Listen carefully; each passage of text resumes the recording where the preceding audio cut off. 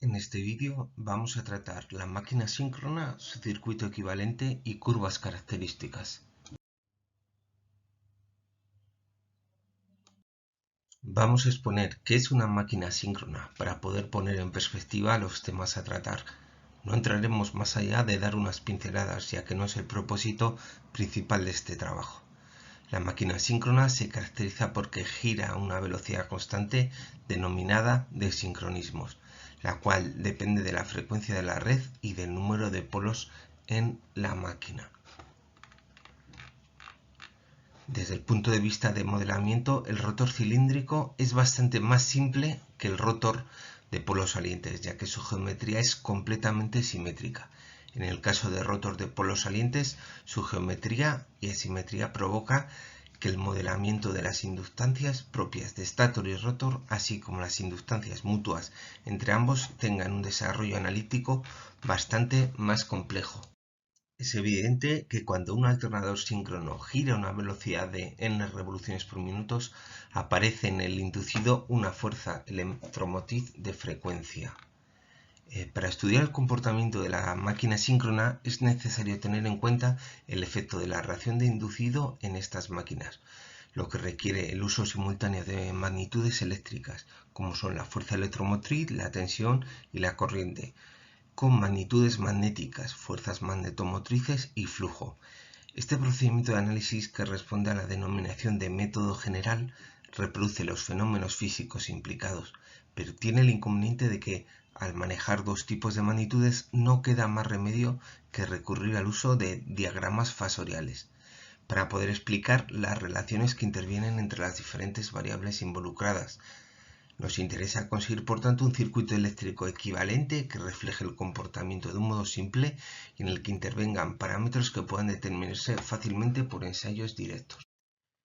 La ecuación de equilibrio que se obtiene del circuito equivalente sería esta primera de aquí. Hay que tener en cuenta uno de los términos que son realmente importantes, que es esa x sub i más x sub d igual a x sub s, que se le denomina la reactancia síncrona. Es, como hemos dicho, un parámetro muy importante que define este tipo de máquina. Los efectos de la relación del inducido y la autoinductancia en la máquina se suelen tomar en consideración de forma conjunta, como si formasen una sola reactancia, conocida como esa reactancia síncrona. Definimos ahora, por tanto, qué es una impedancia síncrona en el circuito y decir que en la práctica solo se recurre a la reactancia, porque la caída óhmica suele ser del 1 al 2% de la tensión, ya que los conductores son de gran sección, luego tienen pequeña resistencia y así de esa manera tener pocas pérdidas en los devanados. Teniendo en cuenta estos valores, se observa que la reactancia síncrona es del orden de 100 veces la resistencia R del inducido, y es por esta razón por la cual se desprecia este valor R. De este modo, la impedancia síncrona se convierte en una reactancia síncrona, lo que es norma habitual en el estudio de sistemas eléctricos de potencia.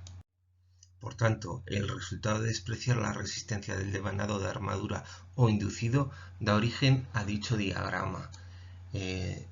Observamos también lo que es el diagrama fasorial para cada una de las fases hasta llegar a esa reducción. Cuando una máquina síncrona funciona en carga, circulan corrientes tanto por el devanado de excitación como por el bobinado inducido. Entonces, en consecuencia, el campo magnético principal no es debido únicamente a la acción de la corriente de excitación I sub E, sino también a la corriente de las fases del inducido. Además de este campo magnético principal, originado conjuntamente por los devanados del estator y del rotor, el inducido está sometido también a un campo magnético de dispersión. El efecto de este campo de dispersión se puede analizar asimilándolo a una inductancia de dispersión L sub S, puesto que es en serie cada fase del inducido. Para estudiar el comportamiento de esa máquina será necesario determinar los parámetros que se incluyen en este circuito, es decir, la E sub 0 y la Z sub S. Como en cualquier circuito equivalente de Thevenin, la E sub 0 se podrá obtener mediante un ensayo de vacío según las circunstancias de la transparencia. La fuerza electromotriz E sub 0 es la tensión en los terminales de la máquina, cuando es nula la corriente del inducido. El cálculo de la impedancia síncrona requiere una prueba adicional, denominada ensayo de cortocircuito, de donde resulta el valor modular de la impedancia síncrona, esa Z sub S que vamos a calcular. En esta figura se representan las características de vacío y de cortocircuito de la máquina síncrona. Observamos el efecto de saturación de la curva de vacío y el carácter lineal de la característica de cortocircuito. Dibujamos también la recta de entrehierro, que es tangente a la curva de vacío, coincidiendo en la parte lineal. Esta recta del entrehierro representa el comportamiento en vacío de la máquina. El ensayo de vacío de una máquina síncrona consiste en hacerla funcionar en vacío siempre a la velocidad de sincronismo, ir variando el valor de la corriente de excitación I sub E y medir para cada valor de I sub E la fuerza electromotriz E sub 0 que le corresponde. La curva de vacío es lineal para bajos valores de I sub E, cuando la pieza de hierro no están saturadas, mientras que para valores más altos de la corriente I sub E, la máquina empieza a saturarse, y por tanto la fuerza electromotriz E sub 0 empieza a crecer de una manera más lenta que la I sub E. Si la máquina tuviera un circuito magnético ideal que no se saturase, la característica de vacío seguiría siendo lineal para todos los valores de esa corriente I sub E. Esta característica de vacío ideal sin saturación magnética se denomina recta de entrehierro. Con una corriente de excitación I sub E en vacío se induce una fuerza electromotriz real E sub 0 en las fases del inducido, la cual se obtiene de la característica del vacío, y se inducirá una fuerza electromotriz E sub 0 si no hubiera saturación, la cual se obtiene de la recta de entrehierro. El ensayo de cortocircuito de una máquina síncrona consiste en cortocircuitar las tres fases del inducido, hacerla girar a la velocidad de sincronismo y suministrar una corriente de excitación que consiga que por las fases del inducido circulen las corrientes asignadas. Si se realiza un ensayo de cortocircuito con diferentes valores de I sub E, se representan los valores obtenidos de I corto en función de I sub E sobre unos ejes de coordenadas. Lo que se obtiene es la denominada característica del cortocircuito. Como la característica de cortocircuito es lineal y pasa por el origen de coordenadas, para obtener no hace falta el efectuar varios ensayos de cortocircuito con diferentes valores de I sub E, basta con realizar un solo ensayo de cortocircuito, normalmente con la corriente asignada del inducido, para obtener un punto de estas características, el cual, al unirlo con ese origen de coordenadas, permite dibujar. En el ensayo de carga reactiva se conecta en bornes del inducido una carga puramente inductiva regulable que da lugar a una corriente con un factor de potencia nulo.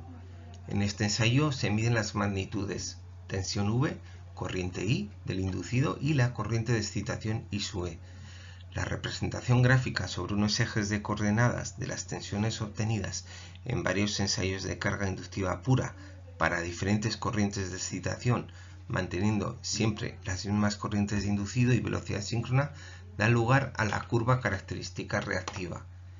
Esta curva relaciona con la característica de vacío a través del denominado triángulo de Pottier. La relación es la siguiente. Si partimos del punto C de la característica de vacío, se puede obtener el punto A con coordenadas F sub E y V correspondiente a las características reactivas. Restamos la cantidad de X phi en el eje vertical y se suma la fuerza magnetomotriz phi en el eje horizontal. Luego, si se va desplazando el vértice C del triángulo ABC a lo largo de la curva de vacío, el vértice A va a dibujar la curva reactiva. El triángulo rectángulo ABC, cuya base es la fuerza magnetomotriz y cuya altura es la caída de tensión X θ I, es la reactancia de dispersión. Con eso nos da ese triángulo de Pottier. Si conocemos el triángulo de Pottier, se puede obtener la característica reactiva a partir de la de vacío, pero normalmente va a ser más interesante realizar el proceso inverso, es decir, obtener el triángulo de Pottier partiendo de las características de vacío y reactiva. A continuación dejo la bibliografía consultada para realizar este trabajo y siento haber excedido el tiempo ya que me ha sido imposible poder comprimir más toda la información. Un saludo, gracias.